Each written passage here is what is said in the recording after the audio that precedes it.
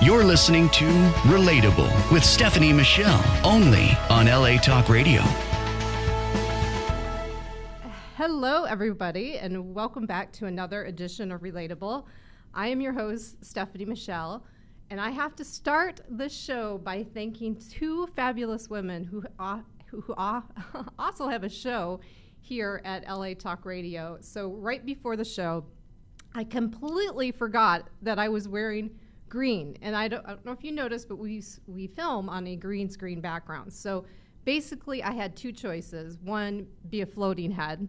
You would just see my head and just this weird spot of like background showing where a shirt should be. Two, I could have gone naked. Or three, I just could have been rescued by two fabulous women that actually we traded shirts. So you gotta listen to Kat and Caitlin.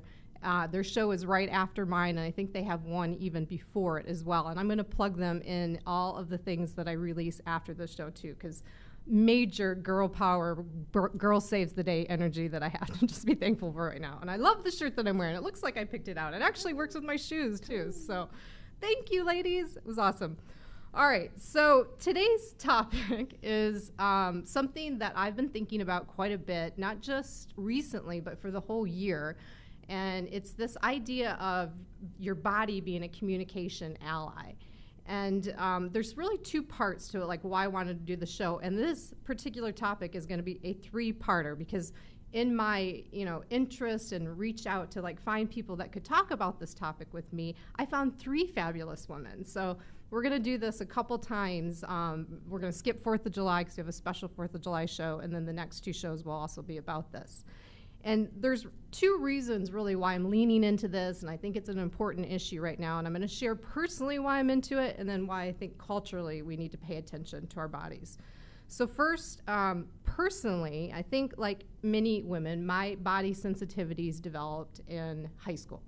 And I say sensitivities and not body issues because I believe that those two words used together cause a lot of harm and not a lot of awareness really. Too many times when we use the words body issues, we are using them in comparison to somebody else's body or someone else's perception of what a body should look like. And, I just want us to think, hey, our bodies are way more interesting and capable than just being measured by how they look. So, flashback to high school. I think I developed pretty normal for my age. The weird thing was I learned that I was incredibly short-waisted, which at the time meant that I would put on jeans and they would be high waters and they were embarrassing and it was awkward. So I tended to dress up a lot and I think people thought I was snobby, but it was really because I couldn't find jeans that would fit me. And then I would also get busted big time for wearing a mini skirt because we had a rule at our school that if you put your hands beside your legs and if the skirt was shorter than fingertip length, then it was too short. Well, every mini skirt that I put on was way shorter than fingertip length because my waist is literally where my bra strap ends. So this didn't work out very well for me. It created a lot of awkwardness and then a lot of attention that I really didn't want. Like I was accused of being a certain sort of lady or girl even before I was interested in boys or sexually active. And, it was all because I just had this short-waistedness. So my wanting to be known really for who I am inside and not for what my body looks like is a desire that started in high school and I still have today as an adult. Like it's not something that's really gone away. And I love to dress feminine. I'm definitely a girly girl. But I still feel uncomfortable when I'm getting attention just for my looks with no consideration to who I am. So like who I am is made up of different values and beliefs and, things, offerings and knowledge and, feelings. And, I like for people to know that before I just get this judgment of like, oh, you look like this. So not wanting uninvited attention has created some bad habits for me in terms of what's going on with my body. I intentionally ignore it and what it needs, and in some ways just turn it off. In some cases, I consider it a distraction for like getting work done. Like whatever you need, like that's a distraction. Oh, you're hungry? Oh, no, that's a distraction. So a lot of times I'll say that like, I'm just in workhorse mode. I'm at the computer, I'm trying to get all my tasks done, and I haven't hydrated, I haven't ate, and all of a sudden I have all this stress in my shoulders, and it's like, oh, yeah, I need to move my body, or hey, there is a body here. Let's do something about this. So like I said, at the beginning of this year, I just said 2017 was going to be the year of my body, and I was going to really pay attention to it. And I'm going to sleep better, eat better, hydrate more, and really catch myself in the moment if I'm feeling tension and make an adjustment rather than just like wait to the end of the day. Like this morning, I went to put on these fantastic shoes that I haven't worn in a long time. Fantastic shoes, right? I think the color's pretty. You might not be able to see the green though. So I went to put them on, and my foot went, no, not yet. You can't put these on. So I listened to my body and said, okay, we'll wait. It's not time yet. Let's not put the shoe on. I also notice, like sitting at the computer, like I get stress, like right here. It just like creeps up, and and I'm like this, and I'm uncomfortable. And now I'm just like watching that or feeling that and stopping it before it happens and getting up and moving. And also paying attention to what feelings come up in my body when I'm in conversation with people. So instead of ignoring that, like really paying attention to it in the moment and sharing that in the moment instead of letting that build up later and then having to deal with it. So like I said, I'm personally exploring all ways that I can really be in my body. I do a lot of acupuncture right now, and I'm doing all kinds of new ventures, like I'm trying suspended yoga. I can't wait to do that. Ooh, right? Yeah. Like, I'm so excited about that. So that's me. That's what I'm working on right now and why this topic is so important. And then in terms of why I think it's a culturally important topic is because our bodies play a significant role in how we relate and communicate with each other. And if we listen to these signals, it provides us with with being able to communicate feelings and being more authentic in the moment, which is super important. The role our body plays in communication is more important than ever because we're so distracted by noise of constant media and information and consumption 24 hours 7. Messages, meanings, and understanding feelings are getting lost and misunderstood when words are not supported by expressions and body language.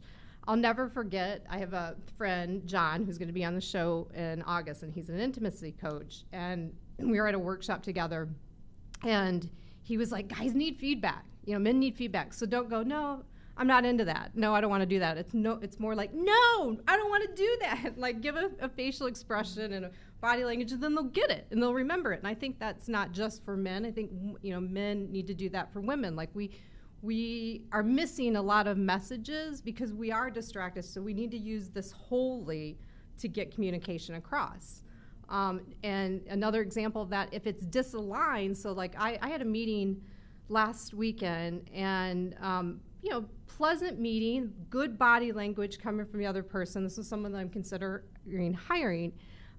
Pleasant to be around, seems to be into it, how he's responding to me in gestures and body, but his words were, I don't really need the work. I don't really have to do this. There were a lot of words that were not aligning with that made me have to kind of step back and go, I don't know. Does this person really want to work with me? So if we're aligned, there's less judgment, there's less cause for concern, and we're able to connect better and relate better and work better. And let's just not forget, many communication experts will insist that verbal communication is only 7% of actual communication. 35% is tone of voice. So if I was talking like this, it would change, considerably how you guys feel about me and the show. And then 55% is body language. Wow. So what are we missing when we're only texting people and thinking that we know them, when we're not seeing this, going on? I wondered that a lot when I watch my friends and family literally lose their minds pre and post-election in conversations and arguments via Facebook that I just can't help but wonder if that would have played out differently if they were face-to-face and they were able to sit down with someone and see and read them and really understand them. So this is super important. Our bodies are not just helping us communicate, they're telling us things, but they're helping us get our messages out, and we should be aware of that and treat them really good and love them. So that's what we're going to talk about today.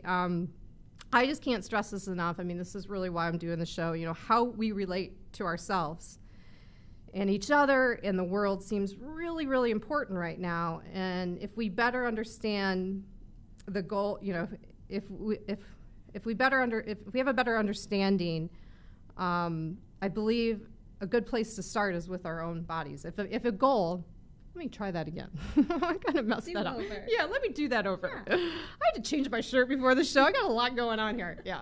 So if a goal of yours is to better understand yourself and others in the world, it's certainly a goal of mine.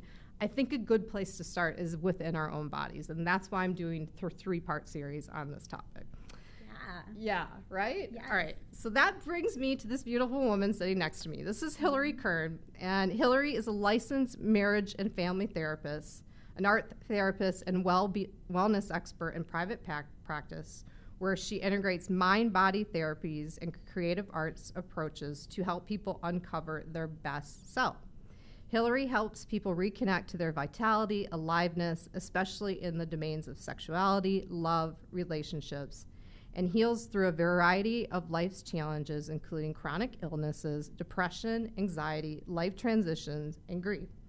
She currently directs a program called Dance for All, where I have to bounce when I say it, Dance for All, where she inspires sustainable leadership and community engagement through dance. Yes.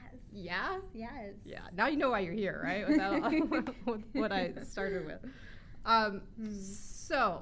So much to talk about. So before we get started, I always ask people as they sit in that chair, is there anything that's pulling your mind or attention that you just want to get off your chest before we talk about today's topic?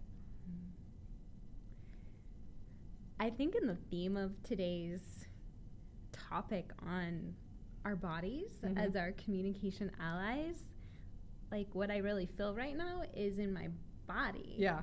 And the best way for me to get present is to tune into my body. Yeah. And so right now, if I check in, I can feel my heart beating. And it's like a pulse. It's like boom, boom, boom. Yeah. And if I sense into that and I get curious about that sensation in my body, it's like this signal that's telling me right now that hey, this is really cool.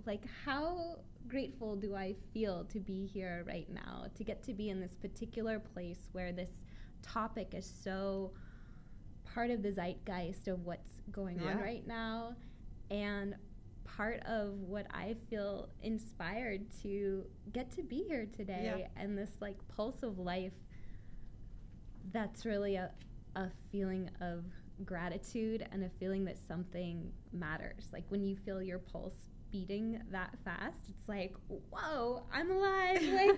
Awesome. I get to be here right now.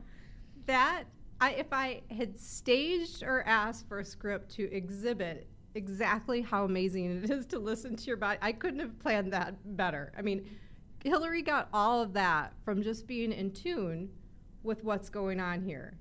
All of that. And it's we could stop the show right now and just talk about that. I mean, that's beautiful. That's love. That's being aware. That's being grateful. All of that came through just listening to yourself.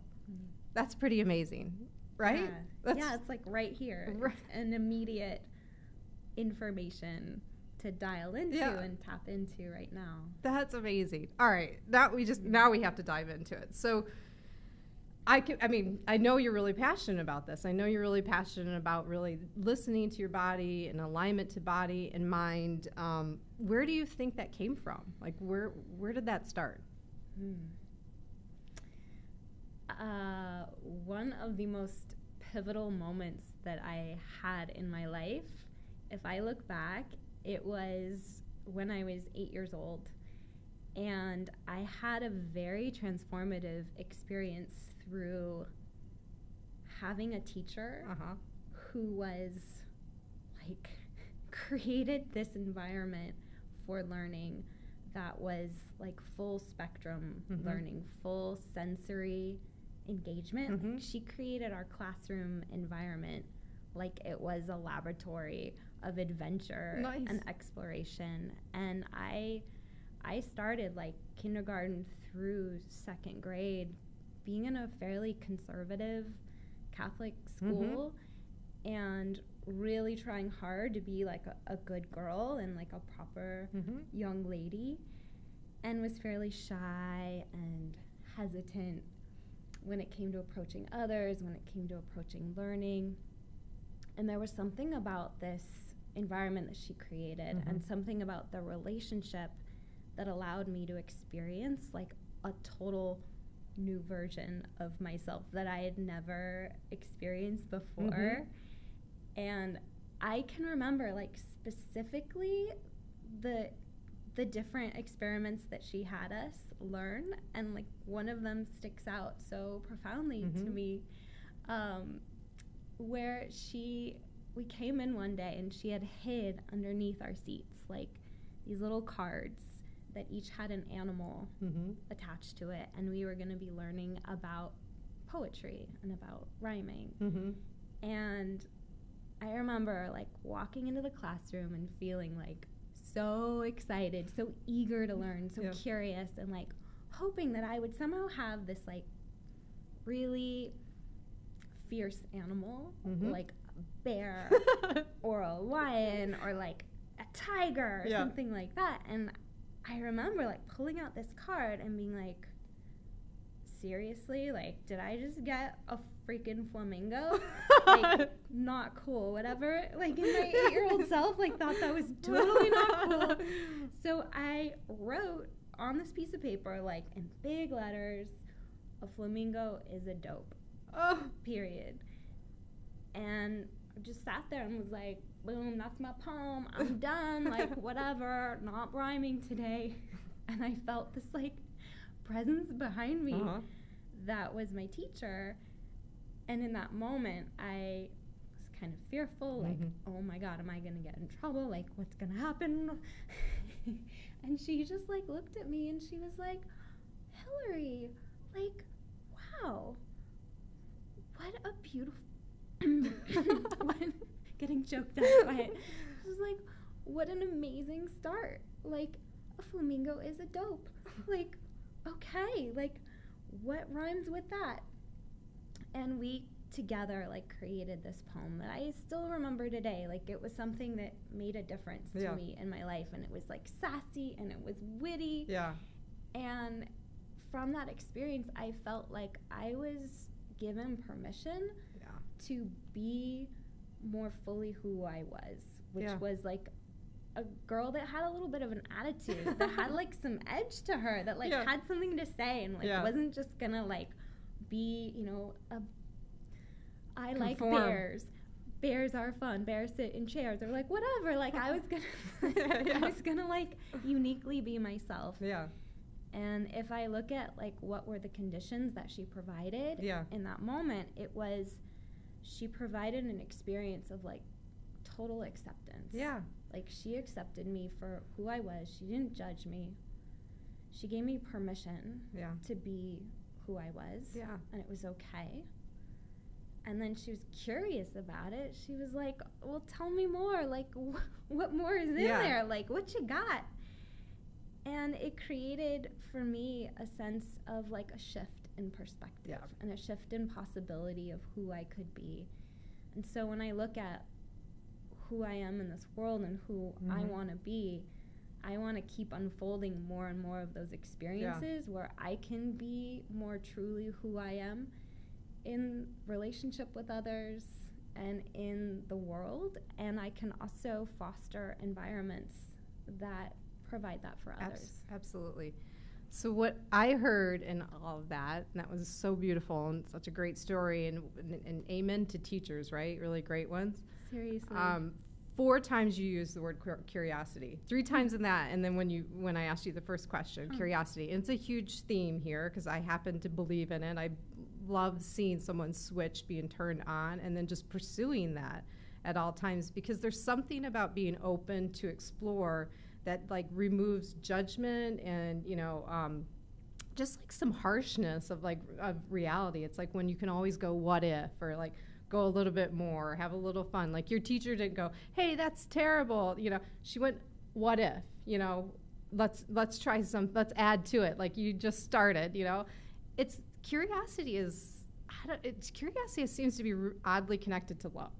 In a way, like just being able to be constantly interested in yourself, curious with yourself and others. Like it's a more loving kind of approach to things, I think. Yeah. And way more fun. Yeah, totally way more fun. Yes. All right. Well, so that's that's a pivotal moment. Like I can see where that would change things. So then you pursued therapy, and did you pursue more of the traditional therapy, marriage and family first, or was it the body works, or were they at the same time? Which came first?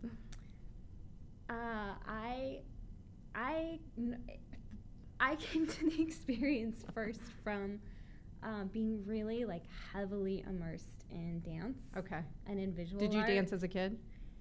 I started dancing in college when I was like 18, and just was like, oh my God, what is this? Like, why haven't I been doing this my whole life? Yeah.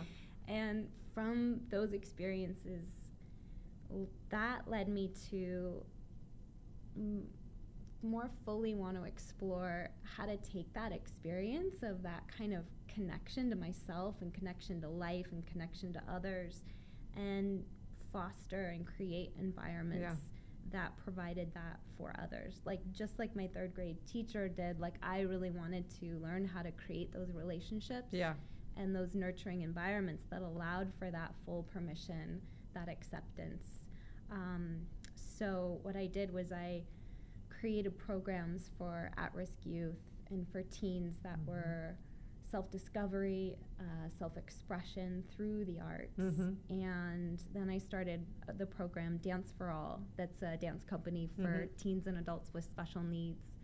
And really kind of was energized by this service to provide to the community, to create more and more arenas for self-expression, both on an individual level and on a community level. And as that was happening, I realized that I needed more support. I needed a little bit more of a foundation in relationships, in the deeper work, so that I could then hold a deeper space for other people for further healing and integration. That makes a lot of sense. I can relate to that. I also, with this is the year of my body statement. Yay. I have a mantra about my experience matters too, because I also provide experiences for people. Like I facilitate what I call feel good relating, and like showing them, it doesn't have to be about the gossip and the disconnect. Like this is how we're wired to connect, and it's really quite simple once you slow down and and commit to experiencing people and being there and being present. And I had a experience this year that I realized that being that person that's like providing that all the time, it's very difficult to do if you're trying to be on the other side of something. Like, so if I'm trying to present in a certain way and I'm doing that for everybody, it's naturally going to show up in how I'm presenting, right? So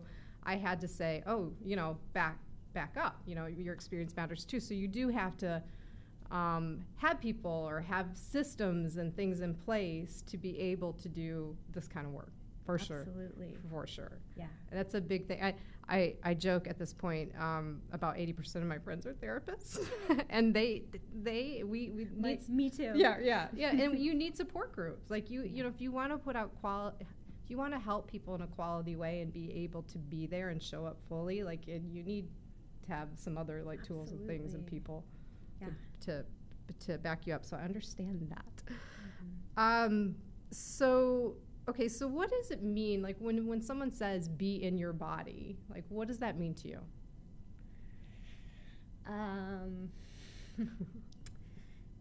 She's like showing us. It means this. It means like, whoa.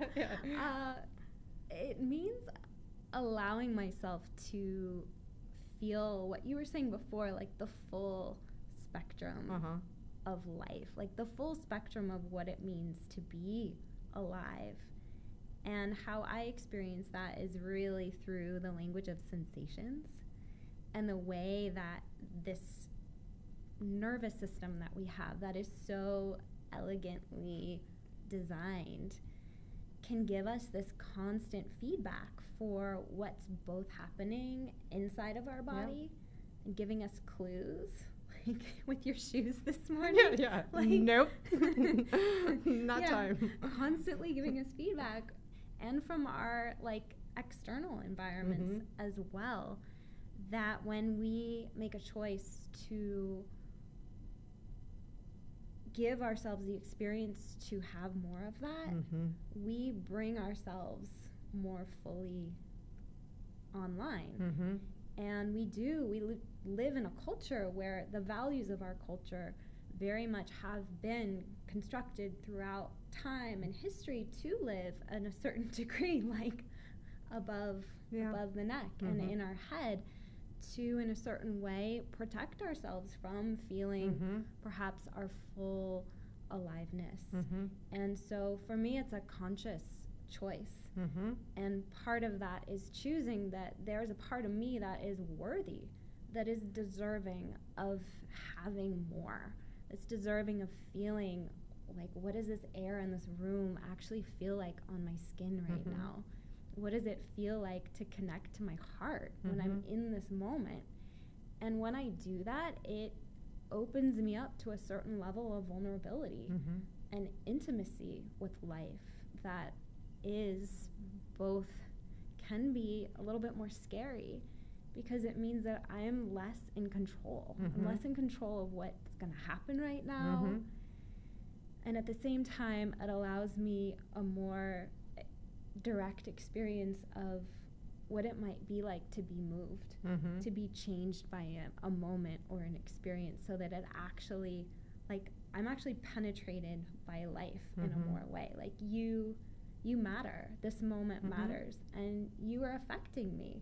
Like, there's a possibility that this moment could change me, so that when I drive home, when I drive back to my apartment, that I could feel like, oh, something just happened, something changed. Yeah, I love that. I'm almost tearing. I'm almost going to tear up. But it's, I've done this show since January, and there's always a moment after the show that that I've experienced with every guest, where we're kind of like, can we go have lunch or do something else? Because even if you're not aware as much as Hilary is, just the idea of having like human connection and a very intentional, like, I'm committed to be here with you right now, you've committed to be here with me right now. There's some joy and excitement, even in the vulnerability of that, you know, but then to like take it, have another layer of like, yeah, I'm just committed to like anything, you know, all of the sensations that could happen. It is really beautiful and energizing and joyful, and it is what I want to model here, like to say, hey, it's not going to happen through the phone, you know, it's not going to happen through spending so much time on Facebook. We need this. I need to be eyeball to eyeball to somebody and see that expression and feel that and have that change my day, and it does. As you know, you could say the same thing of the opposite. Like, I talk a lot about being in a coffee shop and working and watching people, strangers, exchange a glance. And when they smile, if someone smiles at somebody else and they catch it and smile back, it actually pings across the room and other people catch it, and like, you just feel the energy lifted. But if someone goes on a limb, you know, it takes that vulnerable step and tries to smile at somebody, and the other person doesn't receive it or look down, you also see that deadpan through the room as well. Yeah. And you can't tell me that doesn't change somebody's day, especially the one that went out on a limb, you know. Yeah. So absolutely. It's so important to just be aware and be, and if that happens, like, I'm an advocate of vulnerability. If like that happens, if you're the one that smiles at someone and they don't send it back, if you're in touch with your body, you can really go, oh, okay, you know, you didn't send it back, and just release that right away and move about your day and do it again. You know, like, good, and have these good experiences. Definitely. Yeah. Yeah, I think that's a big part of being connected to your body, is also choosing to be a leader at times of creating connection with other people. And when you open up and allow yourself that level of vulnerability, you also open yourself to the possibility of rejection, the possibility of feeling the full spectrum of sensations and emotions that aren't always pleasant, that aren't always joyful, bubbly, happy, that have flavors of sorrow or pain or grief. And so it means being able to hold a space for those feelings as well, and continue to courageously choose connections. Totally. And we talk about, I try not to talk about negative and positive. Like, we've kind of overtalked that, right? Like, not everything's like that's a negative thing and that's a positive thing. But what we're really talking about is meaningfulness. Like, you know, it is meaningful to experience sadness or to experience a range of emotions, so you can experience the other side of that. So sadness in a moment is not negative. Sadness is just meaningful. You know, it helps you explore who you are and connect with others, you know, based on your values and beliefs and theirs as well, right? Meaningful seems like a meaningful life seems like a better thing to aim for than like positive Pollyanna, right? You know? Right. And when I hear you say that, what brings to mind is that sensations and emotions are dynamic. They're kinesthetic. They have a life to them, and they flow through us. So if we allow ourselves the experience, and we create the kinds of environments and conditions that allow us to feel and feel supported in feeling, that we can actually let the sadness or the grief be felt as a sensation, and therefore it has less of a constrictive quality to it, but more of a dynamic quality to it that will, in my experience, reveals something. So if this is foreign and seems weird, all this in-body talk to anyone that's listening, what would you suggest are some tips like that they can explore to sort of pay attention more to what's going on here and use the body as an ally? Well, I really want to give like a ton of really fun tips, and part of me feels like there's more of like a greater view on looking at our bodies, both culturally and systemically within our systems, that are part of the reasons why being in our bodies is so challenging. And to first start with compassion. Like, we do live in a culture that values being heady, that values, you know, getting things done, a high degree of productivity, and choosing to live a different way. There's a lot of obstacles to overcome that. And the other part is that if we have resistances and obstacles to connecting to our bodies, such as like numbness or ways that we cut off from our bodies. For me, it's like watching Netflix episodes lately and just kind of like numbing out. That typically those defenses, those parts of us, are created and developed out of most likely early childhood experiences that created inner conditions where it likely wasn't safe, or there would be a lack of love or a lack of belonging to actually feel what might be underneath those blocks.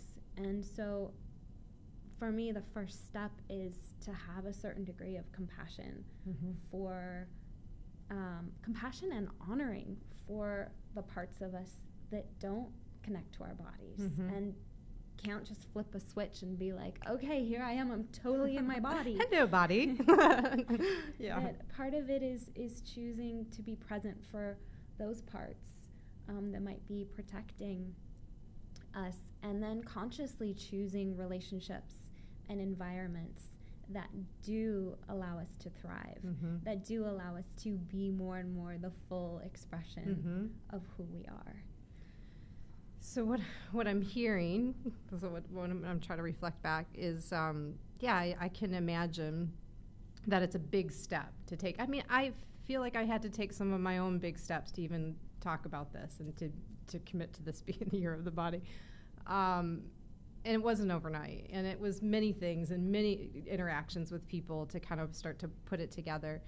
And I say this all the time on here, I'm very susceptible to bad habits, like checking the phone too much, or being on Instagram, or binge watching, and these are all things to like not be fully present. So I think one of the first things, once you really have this awareness that, Hilary just talked about, that, there might be another side that you want to explore, is maybe just sit and be still.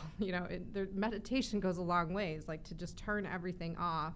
I have a set of these that are just massive, that are noise cancellation, that I just put on, and like when I put them on, it's like, oh, yep, nothing, nothing else right now. But like to truly calm myself, to stop moving from all of these things that seem to be distraction and not really serving me. Mm-hmm. So sitting silent, do you think is that maybe a first step to like going, ooh, what's going on here?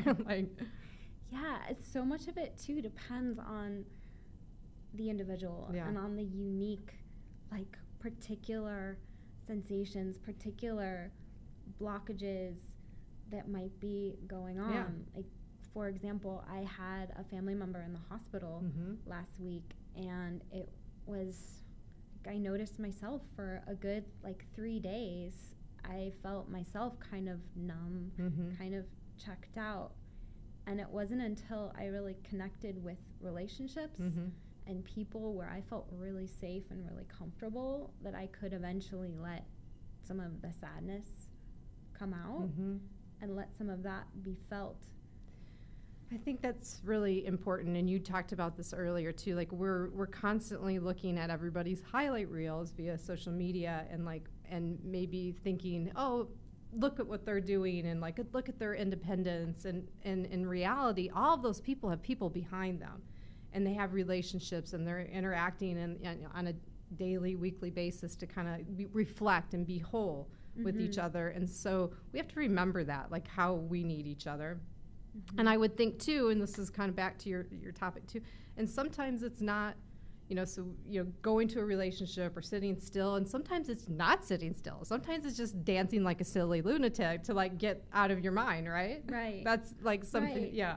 Yeah, I feel like that's where some of the creativity and some of the resiliency is in checking in with yourself and asking yourself with those same qualities of, if I look at my third grade teacher, of acceptance, permission, curiosity, to say what is happening inside, and then say, okay, well, what can I do to provide myself with an experience that allows for this to be more fully expressed. So it's a unique kind of there's some artistry involved in it that can be really fun. And to integrate it also into moments in your day and moments in your life, depending on what it is that you're needing, what is going to satisfy you.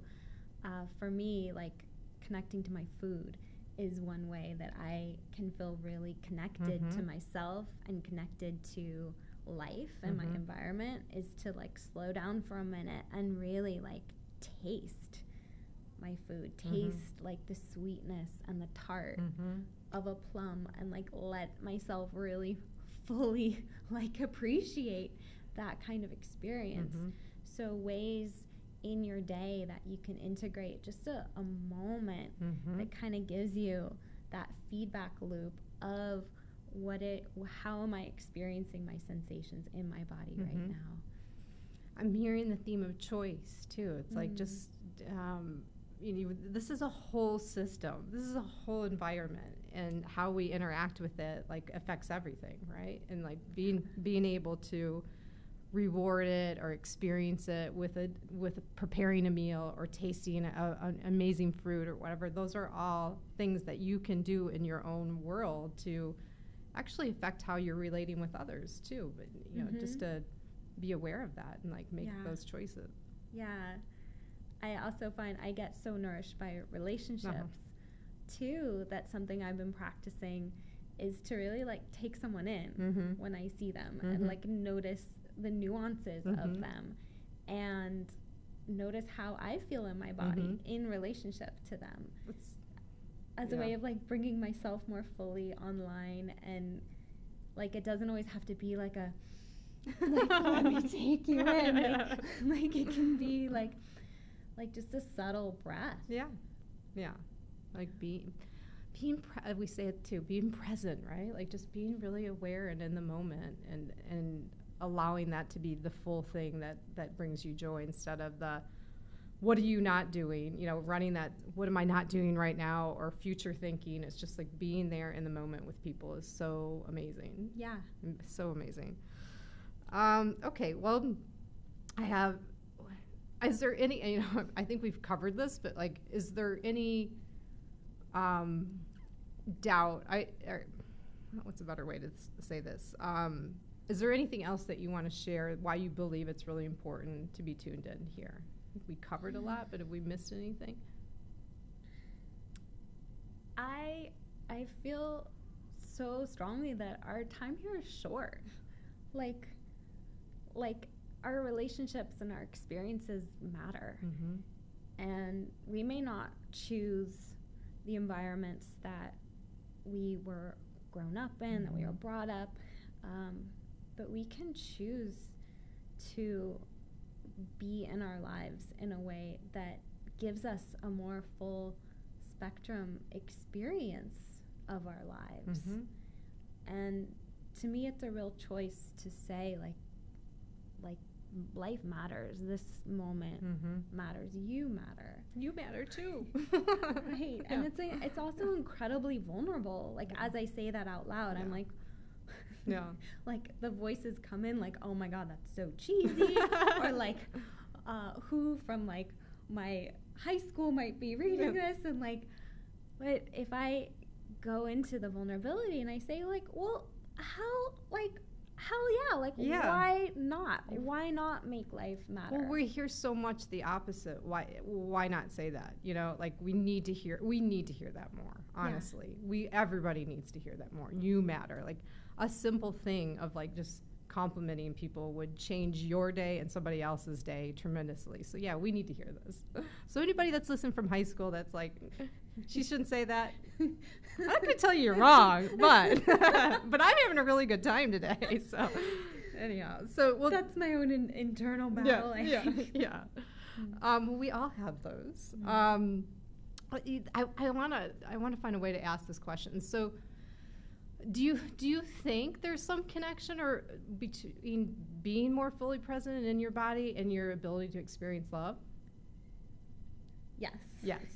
Most def. Yes. I feel like when we're uniquely ourselves, when we feel safe enough and we have permission to really be who we are. And for me, it's like letting that 8-year-old sassy girl come out, or letting the like really soft, gentle, tender parts of me come out, or the part of me that I just shared that's like, it matters, like life matters. It allows me to really be seen for who I am at my core. And if I do that, then people get the experience of really seeing me. And the more that I make that choice, hopefully I'll be mirrored by others to courageously make that choice, because then we get more of the full spectrum experience of one another. Yeah. And that's like beyond everything, I feel like that's what is the most satisfying experience that we can give ourselves and give one another. I agree. So that feels pretty good. So let's just get dreamy in our last question here. So getting dreamy. Let's get dreamy. Yeah, we can do it. I think I'm fairly confident you can get really dreamy. So knowing what you know about the human condition and working with people and knowing their pains and knowing their joys, if you could just wave a wand and give someone a skill, an ability, what would that be? Be like to choose love, like fearlessly. Yeah. No matter what might happen, to make that choice to smile. If it's in integrity with who you are, to make that choice to really fully be you, and to commit to yourself and commit to the love that's possible for you. Because when you do that, you become a leader for others. That feels really good. It feels really loving in the studio today for so many different reasons. All right. So on the show, I like to do something. We talked about being in our bodies and, for about 40 minutes now. And I like people that are listening or watching to get a more full experience of who you are. So one of the ways that I do this is just to ask an off-topic question. So my point is, like, there's always more information available, and we know a certain amount of information about you, but we could find out more. Okay. I'm a little nervous. Yeah, well, like in a good way. Vulnerable and exciting in a good way. So how we do this, we have this little table topic box, and I just pull a random question. Okay. And I'm going to ask you a random question. I've been digging in the middle, and the middle hasn't been a lot of fun lately. So I'm going to go on the side and see what happens. Live on the edge. Well, this is a fun question. Okay. Have you ever walked in on anyone having sex? Oh, God. I hope it's not a parent story. I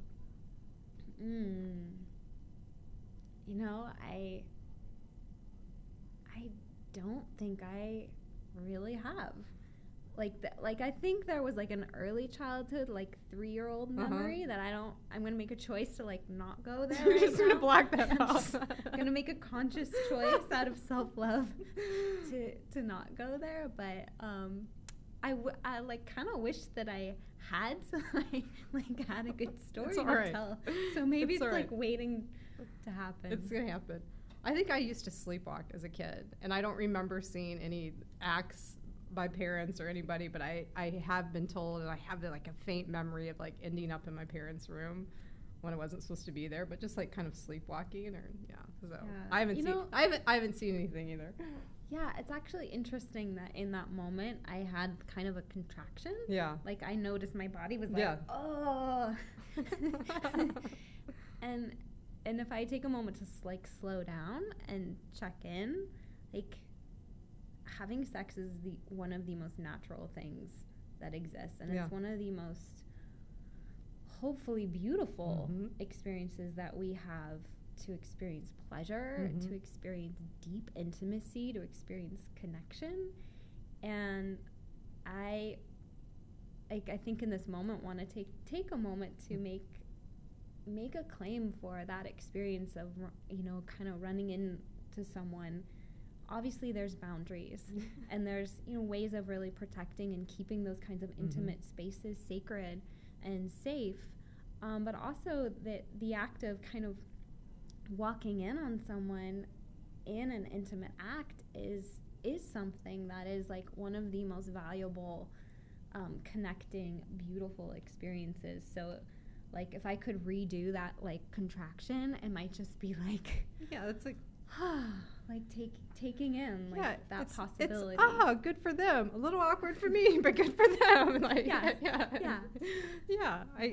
totally agree with that. Oh, we're doing another. We'll do one more. Cool. How much money do you need to make before it's enough? That's a totally different type of question. Wow.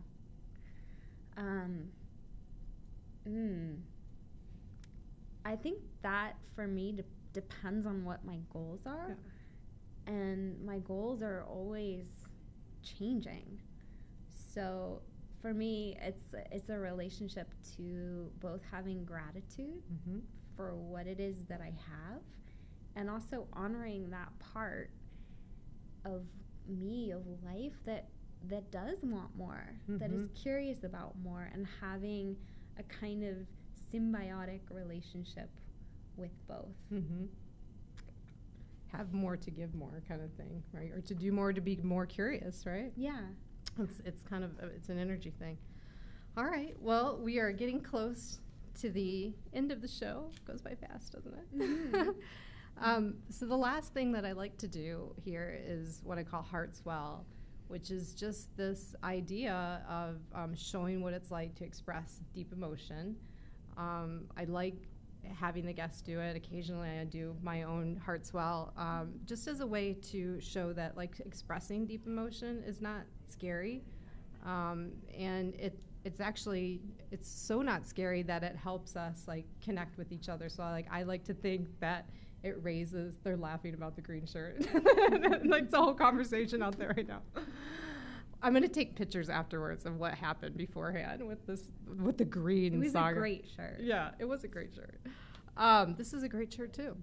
I'm fortunate. So anyhow, but the idea that like the more we express deep emotion and show and feel, you know, that it actually helps us raise the level of empathy in the world, which I'm a big fan of. I think we need more of that. So I'm just going to ask you to like think of somebody that you know, has made a difference in your life, that has inspired you, that you know, you really just want to show them, you know, you want to show them that you appreciate them and that they've meant something to you. And when you think of that person, just look at the camera and share that.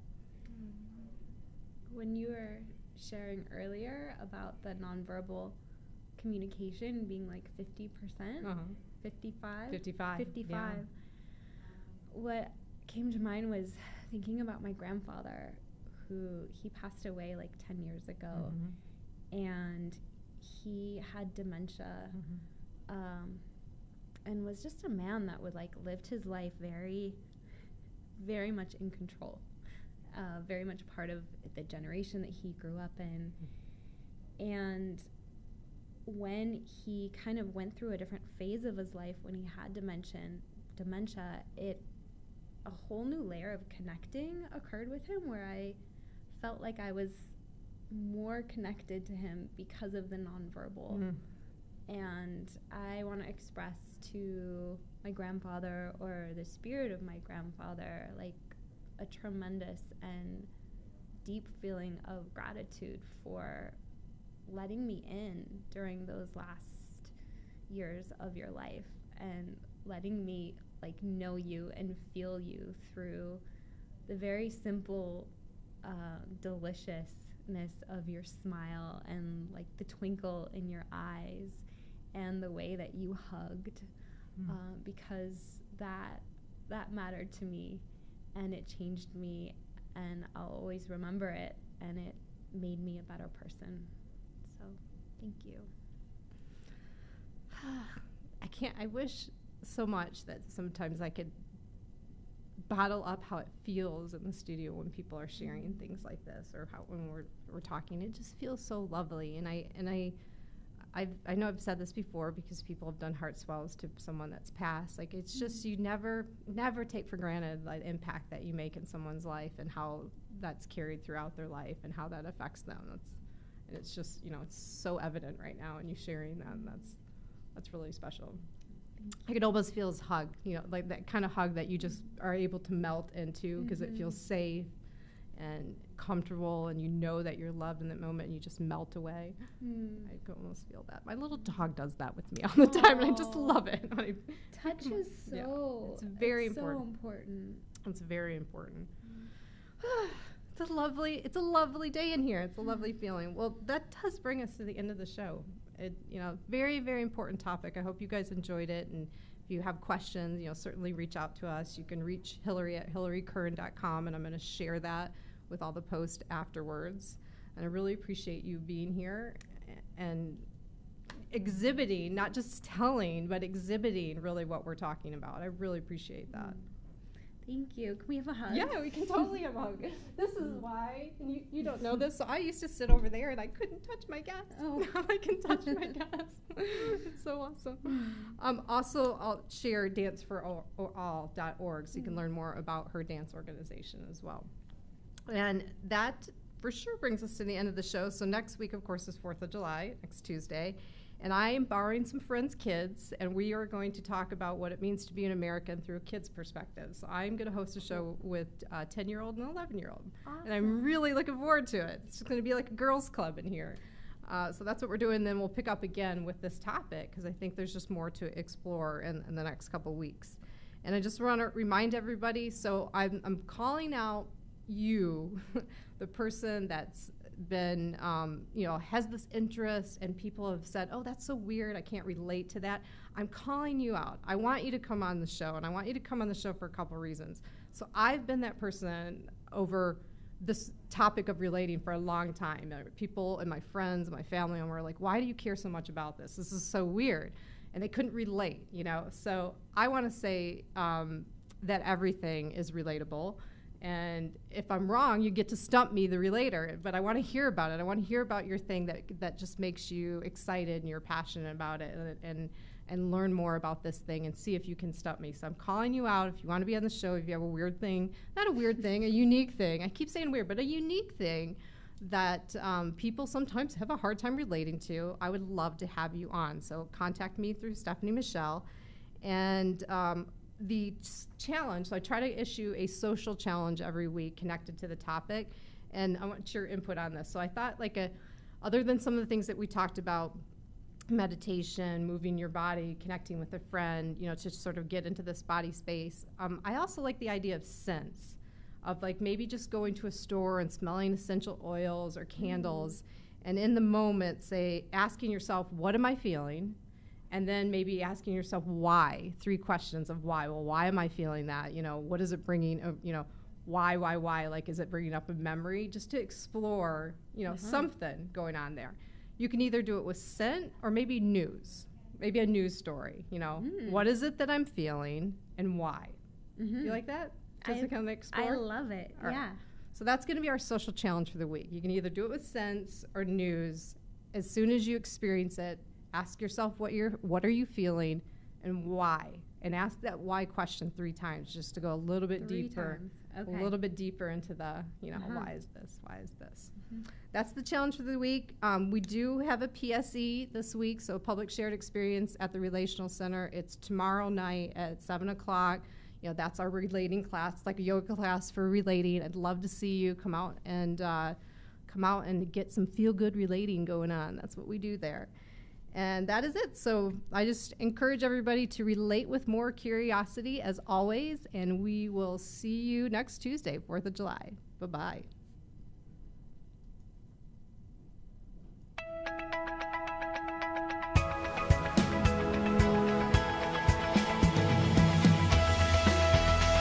You're listening to Relatable with Stephanie Michele, only on LA Talk Radio.